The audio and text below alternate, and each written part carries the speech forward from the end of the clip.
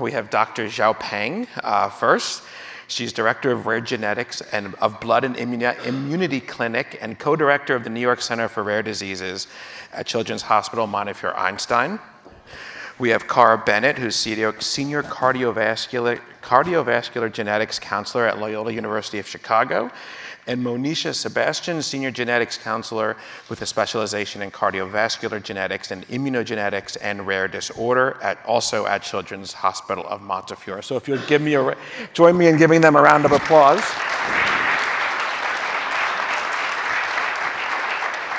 So I think first and foremost, I think as Kinnari mentioned this morning, when we look at rare diseases, there's a huge genetic component of it. So I think we're all very excited to have you here and excited in what you're doing to help your patients and really, moving forward the area of both genetics, genetic testing as well within your function. So first and foremost, if you could give everybody some insight into what does your day look like? Who are you engaging with? Who are you interacting with? I know day to day it can be very different, but what are your priorities in that way? And we're gonna alternate how we go down. So I think Xiao will start with you, if that's okay. Well, you guys don't have several hours, so I'm going to try to think about how best to summarize this. So Tom is totally right. Our days are very, very diverse, and part of it is staying on your toes because, you wake up in the morning, you plan to get 10 things done, but actually there's 20 new things you have to deal with before you can get the 10 things you had planned to get done. So I think I can speak for most people in genetics by saying that, we wouldn't do what we do if we didn't love it. And we certainly work 7 days a week. And if there was an 8th day, we'd work on that day too. So I see patients. So I was trained actually in yeast biochemistry, protein biochemistry, and somehow ended up as a human clinical geneticist. I run several different kinds of clinics, and I also see inpatients. Historically, when I worked at Johns Hopkins, I saw a whole lot of inpatients. And here at Montefiore, I spend a little bit more time with outpatients. So I run a genetics of blood and immunity clinic. I run a general genetics clinic, and I play a large role in the education of both our colleagues and providers and trainees. And this is something that cannot be emphasized enough because I think oftentimes clinicians are not necessarily rewarded for the time they spend teaching, and so it becomes maybe the least of our priorities in terms of research, clinical work, and teaching. But every day we have to work with other people to help them navigate this world of molecular medicine and teach other people how to fish so that we can, as a community, become better and more responsible diagnosticians and management partners. So education is certainly something that's very important to me, and I'm sure to my colleagues as well.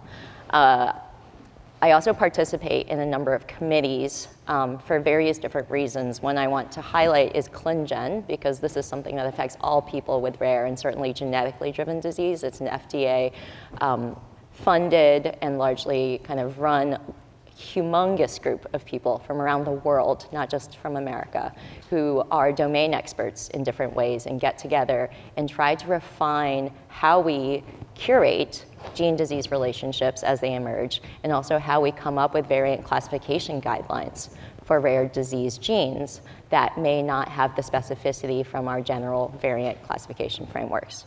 And the reason this is becoming more and more important is because we are having rare disease treatments coming onto the market where it is no longer on the basis of clinical features that the person is going to be approved for that drug. There are now drugs like leniolisib where the actual indication is a molecular diagnosis. So it's having a pathogenic variant in a specific gene. And so that really puts the onus on us as geneticists and as clinicians to make sure that the drug gets into the right hands and is not inappropriately prescribed for people who shouldn't be getting it. As a geneticist, I will say that I probably practice slightly differently than many of the other clinical geneticists you might run into. So while genomics and omics-based diagnostic technologies are an important part of my practice, I also spend a lot of time interpreting and using non-omics-based tools diagnostic immune and blood assays are one of the bread and butters of what I do, just like biochemical tests are for metabolic geneticists.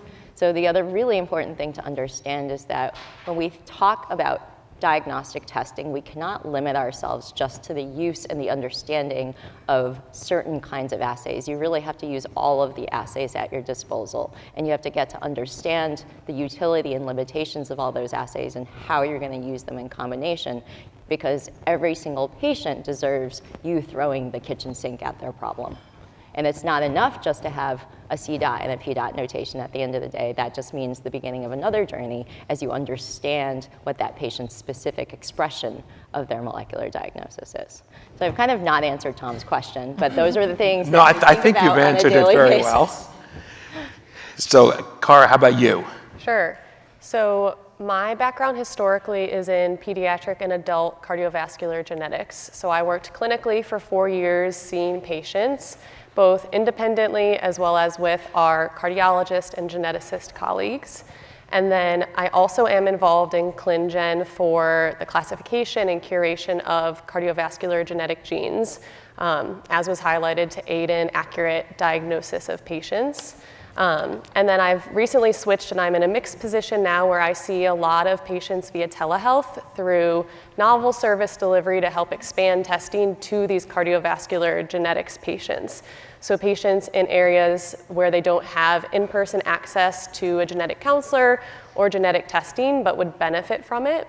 I do a lot of telehealth for those through a genetic counselor-run company. And then I also am doing additional, more basic science research into the molecular mechanisms of these genes and of specific variants to help us further understand the disease phenotypes using animal models and a lot of different microscopy techniques. So I'm in a more mixed position now, both seeing patients and doing more research, but I think that really even highlights the role of genetic counselors is variable depending on where you are. We all typically start somewhere with the patient and family first and wanting to give back to those, and then branch into different areas where I still do lots of gene and variant curation and also am looking at ways we can improve diagnosis rates and access to testing. Great, thank you. And Monisha. Hi, everyone. I started off as a genetic engineer, and then I learned about the profession of genetic counseling, and I like the aspect of being in a position that involves me talking to patients and making a difference, and that's what got me into this profession. And in my day-to-day, I do wear a lot of hats. Like Dr. Peng mentioned, I am in a patient-facing role, but I also have research and management role. And right now, I am also leading a project where we're trying to create a directory of all the genetics providers globally. And the goal behind this was to make sure the patient care does not just end with the patient, because right now, genetics and genomics is global, and we have patients whose families are in different parts of the world. And the hope is we can help beyond just the patient in connecting and continuation of care. So thank you. So varied, but some consistencies across. It's very interesting to see the different types of activities you're involved in. Because I mean, sometimes we think, especially from a genetic counselor, so much is just patient-facing, when there's so much more that you're doing, and Xiao, clearly, you as well. So when we think about genetic testing, and when we think about rare diseases, right, because that's what we're here for today, where do you see the benefits to having consistent genetic testing across for rare disease, whether it be diagnosis, treatment options, providing insights, family planning? I mean, you can say all, Tom, but if you want to expand on that a little bit more, I think we'd all love to hear, for these rare disease patients, what is really the value they're deriving from the genetic testing? Because, as Kinnary pointed out, there's lots of different genetic variants that go into rare diseases, but very few with treatments based on that, right? So where are you seeing that benefit sit right now? Anybody can take it. So it's funny that you asked that question, Tom, because that's how I introduce a lot of talks, which is let's take a step back and realize that clinical genetic testing has really only emerged really in our lifetimes, if you think about it, right? So 20 years ago, we got the first draft of the human genome, and that took about, thousands of clunky 3730 Sanger sequencing machines from across 20 institutions in many countries to be able to get one sequence. And now you can sit in a clinic, swab your patient's cheek, and get some pretty useful information at least about a certain kind of genetic architecture and a certain kind of disease-causing mechanism. So sometimes we forget that, not all genetically driven disease we currently have the ability to offer testing for, but certainly what we've already been able to do has expanded our knowledge and our paradigms about human disease in many ways.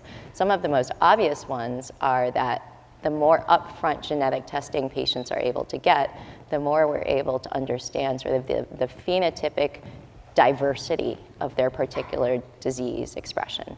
We're able to understand the amount of variability. We're able to understand the penetrance of the disease. So people who have mutations, how many of those people actually even have any clinical features or any cellular abnormalities. We're able to sort of understand the pathophysiology better by understanding, like your work, understanding what those genes are doing, whether it's in cell models or animal models. And certainly that changes how we manage both the patient themselves and their whole family. So, as an example that I see a lot of patients with hyperinflammatory conditions like hemophagocytic lymphohistiocytosis or HLH. Back in the day, we were only able to sort of crudely say, okay, well, this person's body is on fire because we know these things are elevated. And so everyone got the same treatment because as long as those simple lab markers were elevated, everyone went down this particular pathway.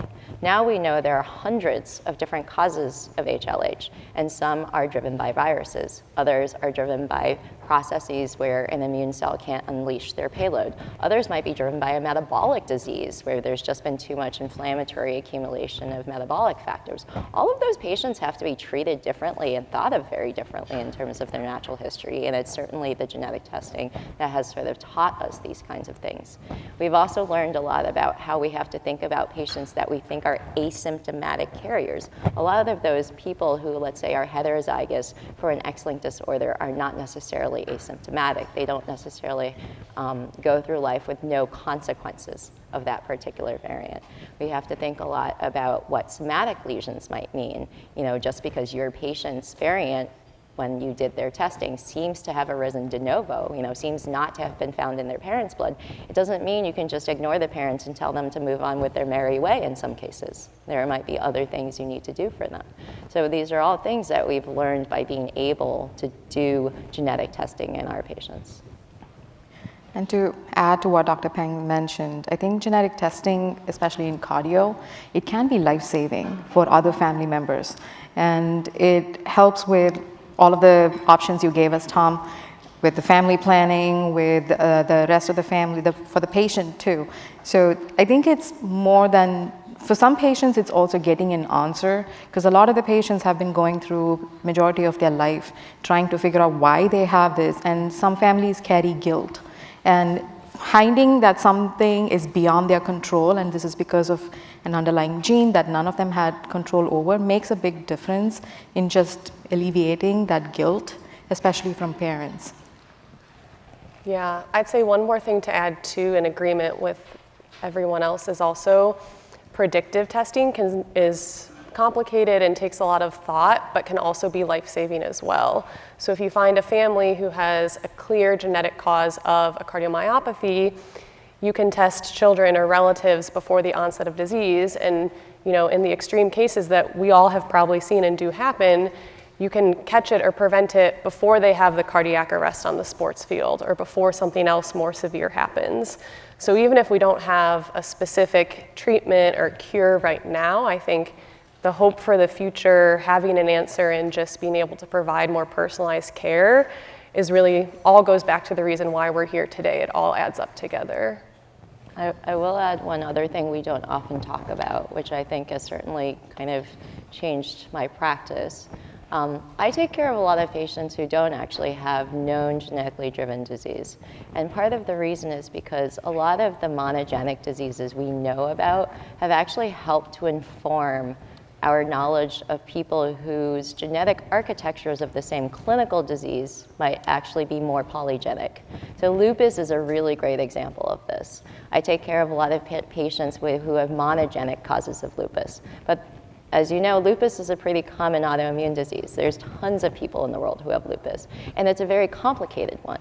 And so I help our rheumatologists with the knowledge that we've learned from our patients with the rare forms of lupus to help treat these other individuals they have to take care of who may not have the same kind of genetic architecture of disease, but still may have a lot of the same complex immunobiology.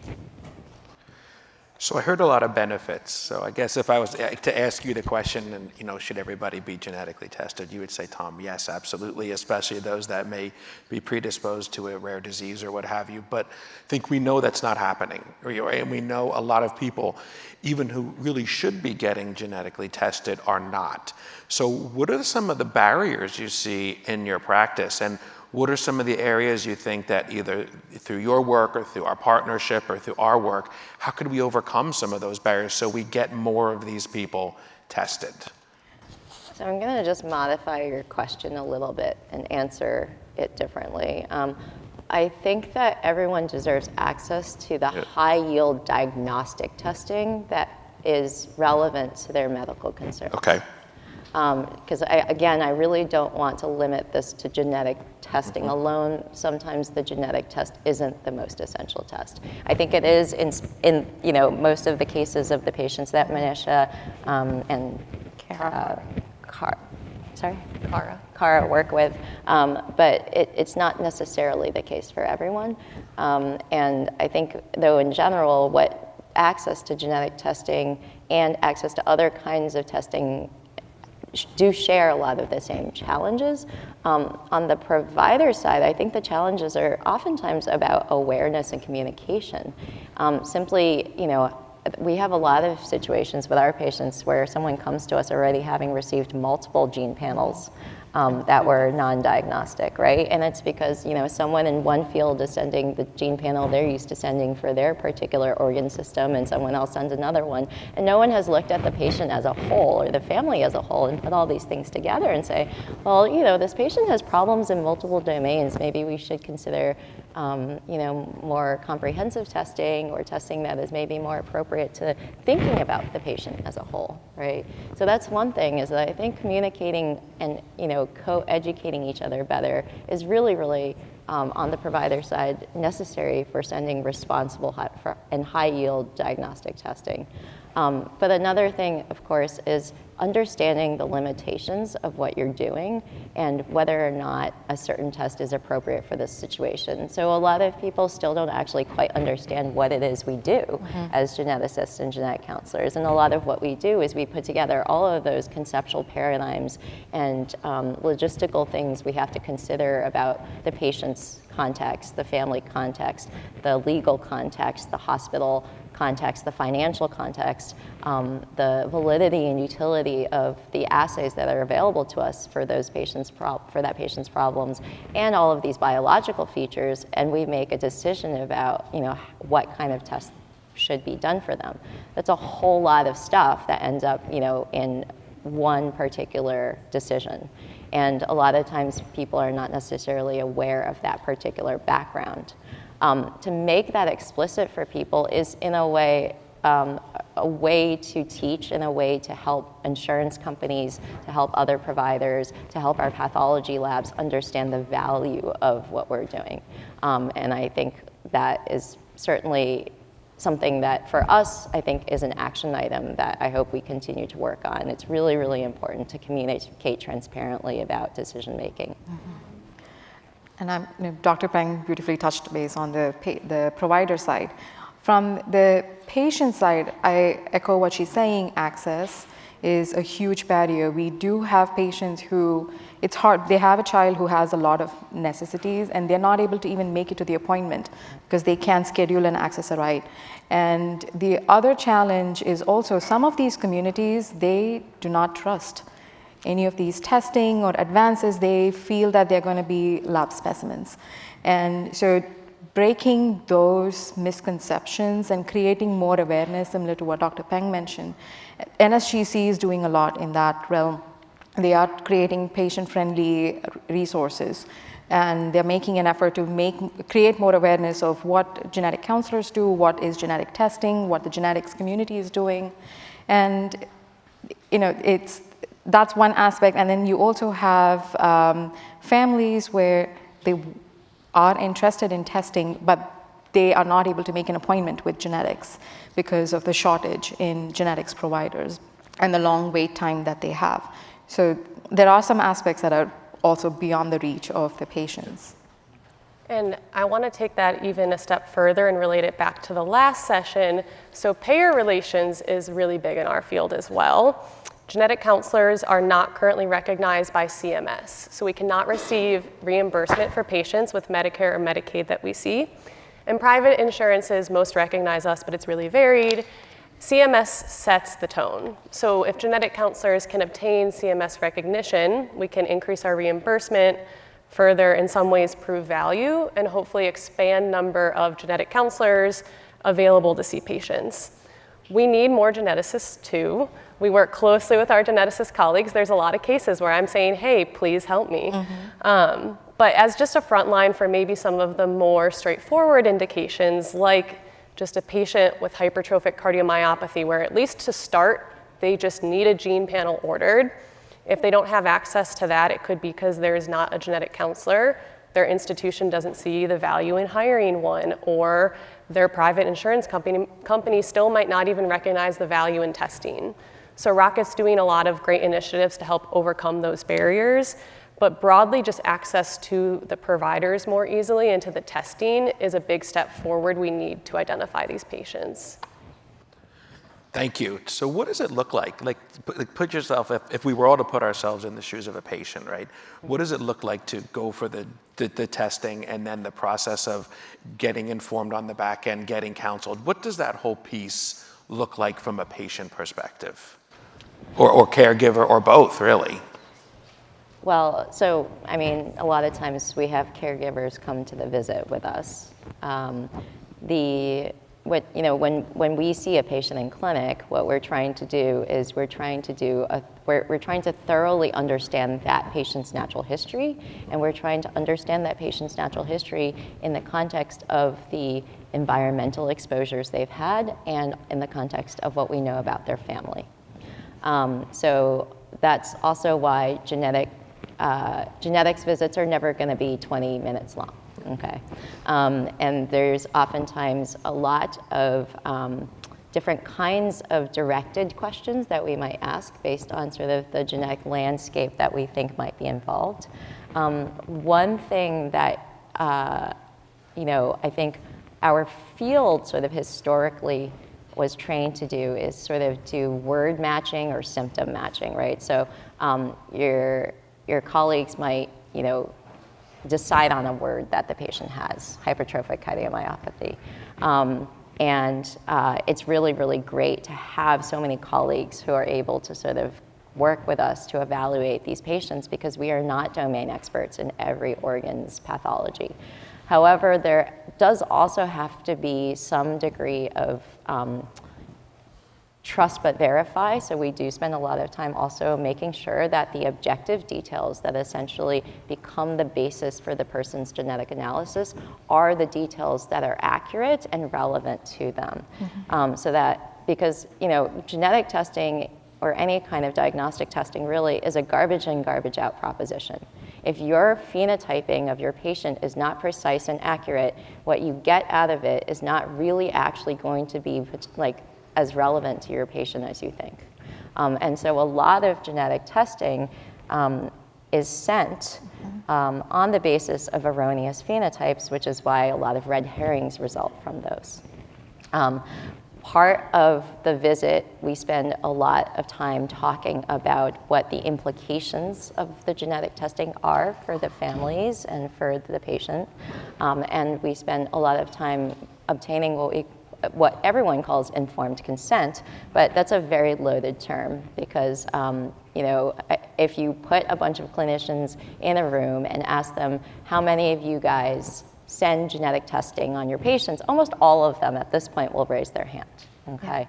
If you ask them, how many of you feel comfortable and think that you provide adequate pre and post test counseling for your patients, almost none of them will raise their hand. And I think this is something we are all aware of, and something that is partly just due to, like Cara said, just the shortage of training, both for professionals who do this, but also then people who are able to teach our other colleagues how to fish. So again, this is, informed consent is such an important thing, and it's also something that we continue to have to evolve our practice for. And a lot of times when you're dealing with patients who may have either limited education, language barriers, many other complex socioeconomic considerations, it always becomes a matter of joint decision making with the families. So our goal is never to push someone towards getting some kind of genetic testing. Our goal is to help accommodate what the real needs of that family are at any given moment in time. And so there will be times when they come to the visit and we'll say, this is maybe not the right time to pursue testing, but let's continue to walk with you guys along this diagnostic journey. Let's see you guys back, in 3 months, in 6 months. Let's reevaluate and let's see if maybe that's a better time, a better opportunity, we will know more. So those are the kinds of conversations that we have with families. It's not just, come here, let's get this done. Mm-hmm. Let's get your elements of consent. Let's get your blood, bye. It's always going to be an iterative, longitudinal relationship with our patients and families. Oh, that's fantastic. And then one other question, Monisha and Cara, how important is familial testing or cascade testing as you're working with these patients and their families, and how do you go about that and work with them? I know, Cara, it's something we were talking about before. Mm-hmm. Yeah, I think this was brought up in some of the morning sessions too, is just access to familial testing and whether or not it's relatively easy to access for them is something that I see a lot is how can we remove the barriers of them having to call and request a referral, be put on an 8-month wait list, or they can see someone via telehealth that may or may not know what's going on. I think giving patients and families the resources to help get them in with someone who can have access to their records and coordinate the testing. Depending on the situation, for some of our more straightforward diagnoses, it doesn't necessarily always need to be the same person at the same center, as long as we can make it easy for them to share records or share test reports.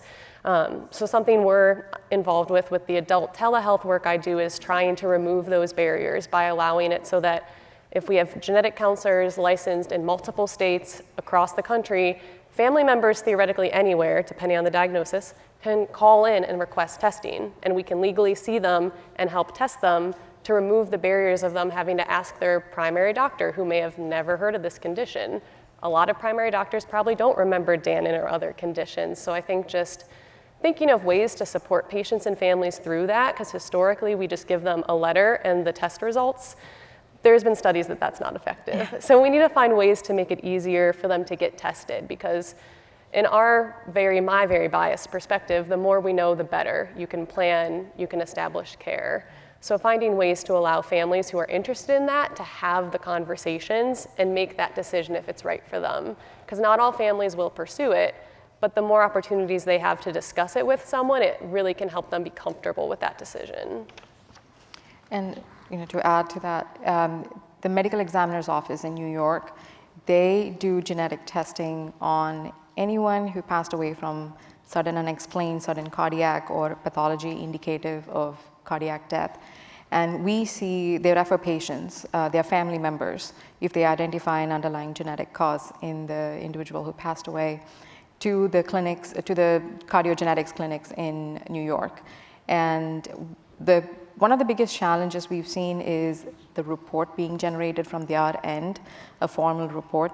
And the path that makes it easier for the patients is the peer-to-peer connection, like Cara mentioned at the beginning, where the genetic counselor there is able to connect to the other GCs in New York State, or if the family is from outside of New York State, there's this tool called Find a Genetic Counselor through NSGC, where they can find a genetics provider or a genetic counselor who's working or specializing in cardio. And that's another way they can connect the families. And it is important because it can be life-saving, but like Dr. Peng mentioned, if the family does not want it, we're not going to do it. And majority of these families, they have gone through the loss of a loved one. So there are families where there is a lot of fear and they want to be proactive, but there are also families who don't want to deal with it because they've just then lost a family member and they don't want to talk about that. And we respect that. And like Dr. Peng mentioned, it's a longitudinal process. We just talk to them. Sometimes I've had sessions where it's just listening to them, went about how the process has been, just going through the genetic testing or seeing their family member pass away right in front of their eyes. So we give them some time, we revisit when they're ready to have these conversations with us. And at the end of the day, our role is only to educate them and give them the tools, and they are the individuals who are making the final decision. Phenomenal, thank you. So I could certainly keep going with my questions, but I don't want to deprive anybody of being able to ask one. So I'm going to open it up and see if we have any questions for the panel from the audience.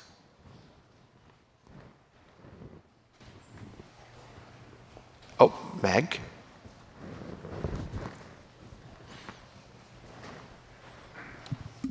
Thank you, and good afternoon. We appreciate you being here. It'd be great to hear from your perspective what it's like peer-to-peer in terms of other healthcare providers ordering and requesting genetic testing. In other words, what type of education has to happen on the HCP side of things to request genetic testing, and are there any barriers that you experience on that front in terms of administrative, operational, or organizational hardships to get the testing done? So, Meg, let me clarify. Are you asking about any other non-genetics provider or specifically primary care providers? Either primary care providers or specialists in the field that are trying to get a genetic confirmed diagnosis. Okay, because I think there's probably going to be different answers for specialists versus primary care providers. And then, of course, we're not going to touch upon the sticky wicket of direct-to-consumer testing. So I'm going to start with, I think, answering the easier question first, and certainly we have two experts on, clinical domain providers providing testing. I think, as Cara has said before, there's just not enough geneticists and genetic counselors around the world to provide the service of genetic testing for everyone who needs it. And so, I've come from cultures where the genetics providers in that institution wanted to have sort of ironclad oversight or control over genetic testing to make sure it was always appropriately ordered and appropriately sent and always fit the indication. But the reality of the situation is that, unfortunately, that will not necessarily always happen. And so it really is an ongoing dialogue with our other colleagues. And the first thing that needs to happen is that means they have to like you enough to have that ongoing dialogue. So genetics is something, I have a friend who's a neurologist who said something a while back to me, which is that, genetics as a career or a profession legitimately actually shouldn't even exist. Because if you think about it, everyone should be able to just learn the genetics for their particular patient cohort's medical problems and, just order the genetic testing themselves. Thankfully, I have a job and we all have a job because, as you could see, that the exponential explosion of knowledge has made it so that even amongst geneticists, we have to have domain expertise and subdomain expertise and increasingly more granular expertise just to be able to keep up with all of the knowledge. With all of our colleagues, there is always a lot of outreach that needs to be done. We are lucky to get referrals from people from certain disease domains where there's a clear onus to do genetic testing. And oftentimes it becomes a two-part kind of collaboration where maybe they send the first round of diagnostic tests, and if it comes back negative or inconclusive, then we provide the further, more advanced sort of diagnostic capabilities or strategies. But there are actually also disease domains where there's a lot of hidden kinds of genetic problems that those providers may not yet even be aware of. And so a lot of this ends up being sort of gradual outreach and giving lots of talks and getting to know all of the people that you work with and the patients that they care about and really saying, how can I help? I mean, the fundamental basis of what we do is we help other people become better caretakers for their patients. So that is sort of how, I think we've approached the relationships with our subspecialty colleagues and also helping them keep up with, what the panel content is. I used to work at a place where I had a hand also in designing some of the genetic testing. So in that situation, it was a little bit more organic of a relationship just to say, well, hey, we updated this, renal gene panel. So, dear nephrology, can we come and talk to you about why we updated it, how we updated it, what the differences are, and how you can use this, and in the course of using it, how you can provide the appropriate pre and post-test counseling.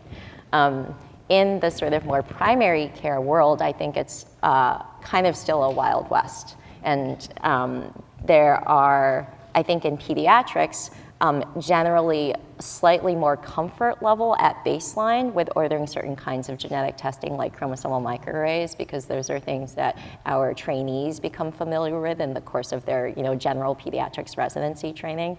But we still don't really have enough adult medicine trained geneticists. Prenatal and reproductive genetics is a whole other kettle of fish that has its own complexities, certainly time limitations.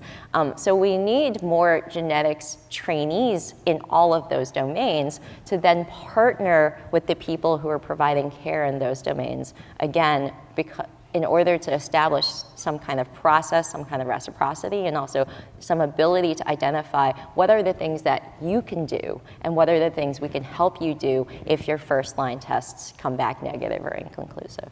Thanks. And I think we have, Latika, 2 online questions. Did you say? We do. Okay. You're a popular group online today. So. Mike, can you turn me on? My mic, thank you. So we've got several Danon families who've been listening online today, and your session's really interesting. A couple of questions have come in from families, and I know you may not know the specifics, but if you can help answer as the best you can, that would be great. So the questions are, how many Danon patients emerge from a single diagnosis in a family? And then the other question is, what portion of families elect not to get genetically tested? Those are really interesting questions. I am not familiar with research on I'm not sure if there's set research on how many Danon patients are identified after a proband is diagnosed. I think it certainly depends on family dynamics, whether or not there are living relatives to test, right, if people had severe onset of disease. But certainly the answer is yes. Once you have one person in a family diagnosed, you have typically multiple others. We typically call that cascade testing or family variant testing, like we already said, where once someone's diagnosed, typically at least there's, probably ballpark like 5 to 10 other people. I've worked with families, not Danon specifically, but other cardiomyopathy genes where they are just super motivated. And I think the most people we tested from one family was 19, because there were so many people interested, and we had multi-state licensure, and we could test them all remotely via telehealth. So it was a huge uptake of testing, and if half of those are positive, that's 9 people that need cardiology visits that weren't previously getting it. That's my take on the question. Do you all have other thoughts? The same. And I think the second part of the question about how many refuse testing, I don't think I cannot think on top of my mind on any research that has numbers listed, but from clinic, what I've seen, I want to say majority of them want to be proactive, but there are a handful who are anxious about, they feel just having the tag means they have the disease, and they're not in that moment ready to get themselves diagnosed. So it's a few, small number. And I think some of the main reasons families don't pursue testing is another thing touched on today is like concerns about life insurance coverage. So currently there is federal legislation that you cannot be discriminated against for employment or health insurance based on a positive genetic result. Those two things are protected. Life insurance is not one of those. So that's always a question that usually comes up is, well, what does this mean for me in terms of life insurance? And we know it's really complicated because that probably, we don't want that to be discriminated against, like that's not right. And also, I am not at least aware of the proprietary info they're using to make these decisions, whether the companies are weighing genetic results over family history, the mix, because I would gather if you mentioned a family history of 3 or 4 generations of people having heart failure, that's also probably a concern. But a big benefit of just being able to meet with a genetic counselor is to talk through these concerns of life insurance. What does this mean for me? What does my follow-up look like? How do I advocate for myself after? I love being able to refer patients to family foundations and disease-specific foundations to really get that one-on-one connection of what do I do from here? Well, I want to thank all 3 of you. You have been absolutely fantastic. This couldn't be a more relevant topic to all of us, given the work that's being done and given the patients and families that we have online. So thank you again. I know some of you just came from clinic to come here, and we really appreciate it. And if we can all give everyone a round of applause, then it would be great.